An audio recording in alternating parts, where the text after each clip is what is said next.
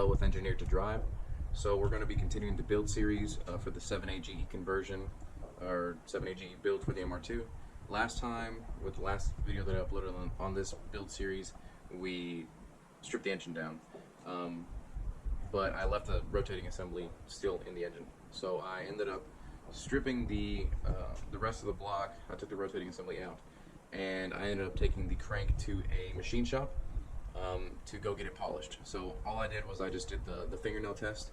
So I just passed my fingernail over the crank journals. The ones for the main rings were good. It was super clean. I didn't feel anything. But the ones for the connecting rods, I did have a little bit of catching, and I do think that would get cleaned up with some polishing. So I took it to a machine shop. The guy charged me 40 bucks, and I should have that by next week. We're going to be continuing this by cleaning. So I have the pistons upstairs soaking in some purple power solution to make sure that those are good. Basically just take a wire wheel to the rest of the block and then get it ready for paint.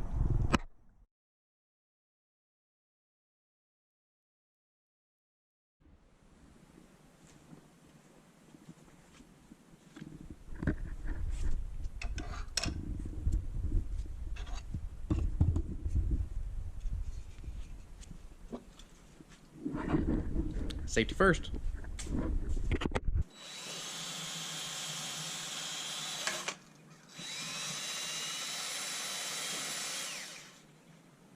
To kind of show you guys where I'm at, so I pretty much just cleaned only half the block right here, but this is just with a wire wheel on the drill, and then a screwdriver, a flathead screwdriver, just to get in some of the nooks and crannies. And then I also got a little bit of a Scotch-Brite just to get in those nooks and crannies. But this is the progress of where we're at now. It's looking a lot better. Like I said, I split the block in half, so I still got to do this section, but you can totally see the difference right there. It's moving along pretty good.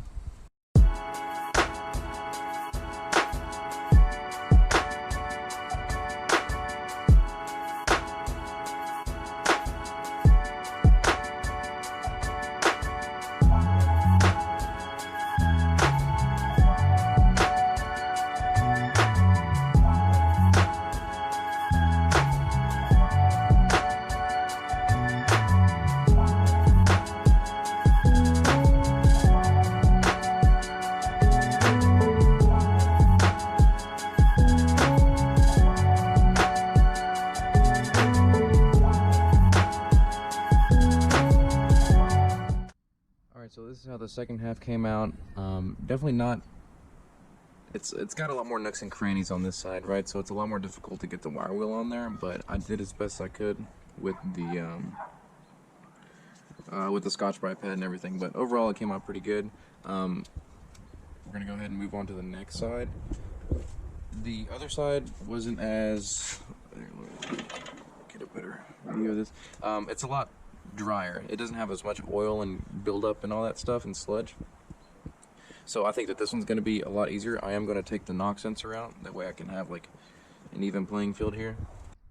Also, I don't know what color I'm going to paint it yet. Black would look really sleek. You know, it looked pretty good, nice and clean. My valve covers are red. I'm going to have to redo those though, because they are pretty scratched up. But I don't know if I want to do either red, just because the MR2 is red. Black would kind of be hard to see the oil stains if anything was leaking, so I feel like red would look, it would pop out for sure in the engine bay, even though the intake and all that stuff's going to block the view anyway. But aesthetically, I think either red, black, like I said, would look clean, or I don't know. I'm still undecided, so we'll figure it out when we get to the parts store to go pick the paint up. Alright, so I've had these soaking in here for about an hour now, maybe a little bit over, but here's some of the results that I got with it.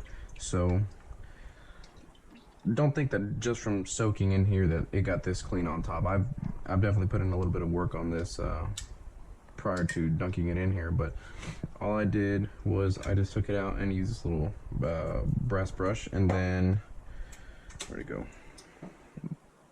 The piece of the old piston ring to clean out these the ring grooves here. But anyway, these are the results that I achieved from it.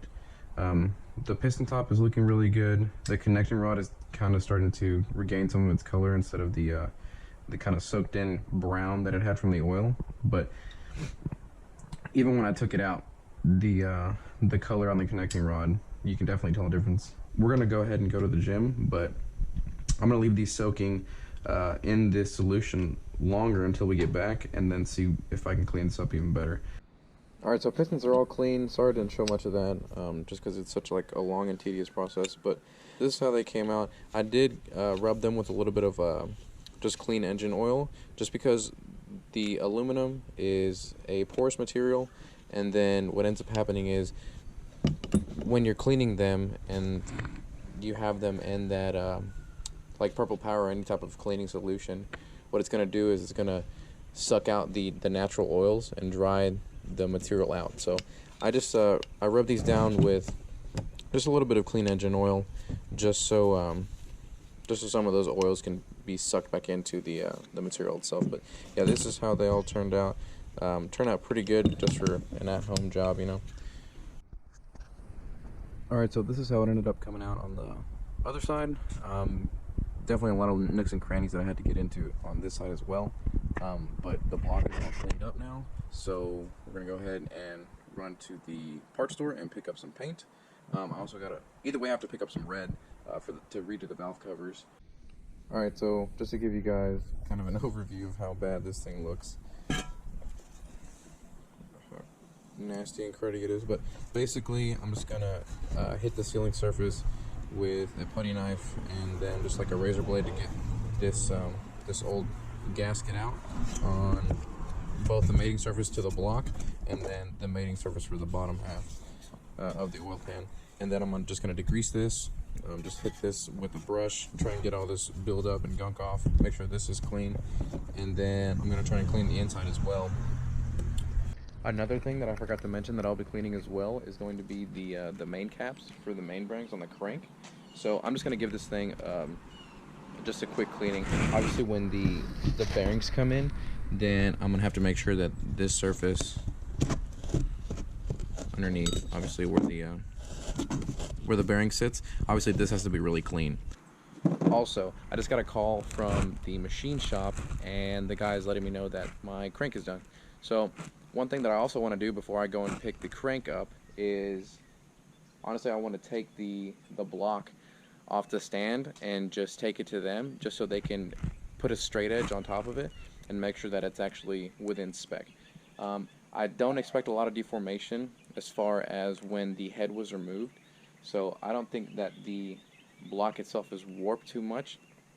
I've gotten away with just making sure that the head was skimmed, or that the head was flat or whatever, deck, skimmed, whatever the proper term is, and then put a head gasket on. I've gotten away with that in the past. So far, knock on wood, but I just want to make sure. Obviously, since this is some critical stuff, being as everything's apart, and I want to make sure that everything's done right.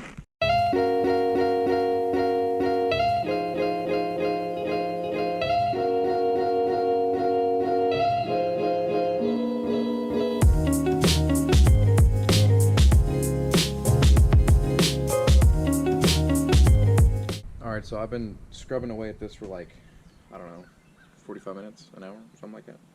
But the whole brake clean and wipe it down with a rag, yeah, that totally wasn't working. So I switched to the good old trusty Purple Power, and then I've also been hitting it with a little bit of Scotch-Brite, and I'll give you guys just kind of a look and see how we're doing so far.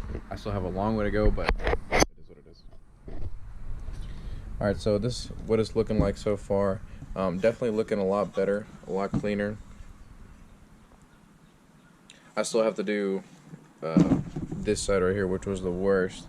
At first, all I did, if you saw me, I was just using this little screwdriver, this flathead screwdriver, just trying to get a lot of the gunk out. Here's my like wall of screwdriver gunk. So I'll do a TRD head gasket. I called the dealer and they quoted me like $80-something after tax and everything. So The original part number is 11115-16030.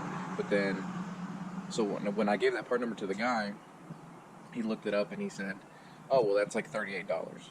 Yeah. And then he said, "Wait, Toyota changed the part number to a 16070." So whenever they made that ramp up and that change, the price of the head gasket changed as well, and it bumped it up to like $70 something. It was like $78, and then after tax and everything, it's like $80 something. So looking at a side-by-side comparison to what a TRD one is, like a 0.8 millimeter, the thinner one from BGRS, it's like after taxes and shipping, it's like $95. So I'll just end up buying that. I don't want to risk getting like a cheap, just like a cheapy fibrous one, because obviously the original one is a metal head gasket, multi-layer head gasket. It's metal, because even when I tore this engine down, it was a 2-layer metal one, and obviously the TRD for the 4AG one is a 3-layer. But I'll go ahead and order that, and then I'll order the ARP main studs, ARP rod bolts.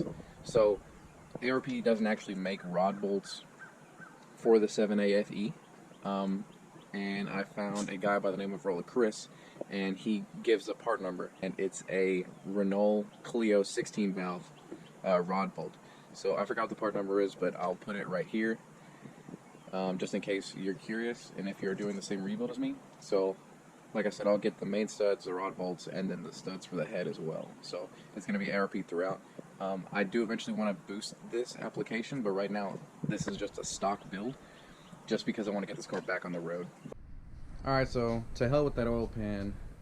Pretty much I just doused it in Purple Power one more time, rinsed it off outside with some water, and I'm just going to let it dry. I'll work on that later.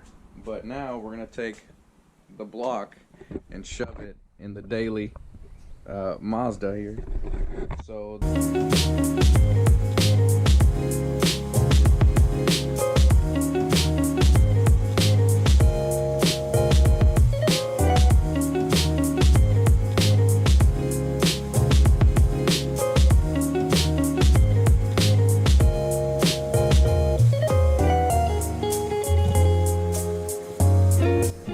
basically all I did was I just set it on my sun windshield visor thing, just so it doesn't get any oil in my seats if it does happen to get oil out of it.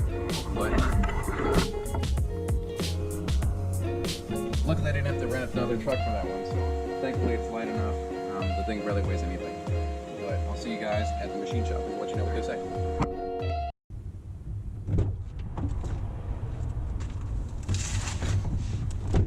Alright, so just got the crank back and he checked the block. So the maximum warpage is 2 thousandths of an inch, or 0.05 millimeters. And the way he checks them is he takes a like 1.5 thousandths feeler gauge and checks it. So he checked it straight across the block and then diagonally, and there was too much play in it diagonally. So he took the block, he's just gonna face it, and that's gonna be it. So he said that he's probably gonna take like 3 or 4 thousandths out of it, and then once he takes that out, then it'll obviously be perfectly flat and we'll have nothing to worry about. But either way, he only charged me 30 bucks. He took $10 off of the crank polish job, just because I guess he was so late in getting it done. But like just facing the block right now, he's only charging me $30 to do that, and I already paid it. So just in machine shop work, I'm only 160 bucks into this, and I know everything's gonna be perfectly flat, and that was it, right? So he charged me 100 bucks for the head, and they cleaned it, pressure tested it, and skimmed it. And yeah, so like I said, 160 bucks, under $200 for all the machine work, which is pretty good. So we're still on track for this being a budget build. Alright, so made it back to the house, cranks out of the car. This is what it ended up looking like. Super clean. He did a great job with it. Cleaned up very nice. There's no catching on any of the journals or anything. It polished up very well, as I suspected, to get the little catch that I was feeling with my fingernail. It got out with the polish, just perfect. So I'll end up finishing the cleaning the rest of the parts myself, just because it's taking a long time and I don't want to bore you guys to death. So thanks for watching. Stay tuned for the next episode. What I'm going to do is go ahead and start building the head first. So I'll put in the valve stem seals, and then I'll show you guys an actual trick to get the valve keepers in, just using a piece of plastic actually. So it's helped me out a lot. It saved me a lot of headache. So be sure to like, comment, and subscribe, and stay tuned to follow the journey to get the MR2 back on the road. Hope everyone has a good one. Peace.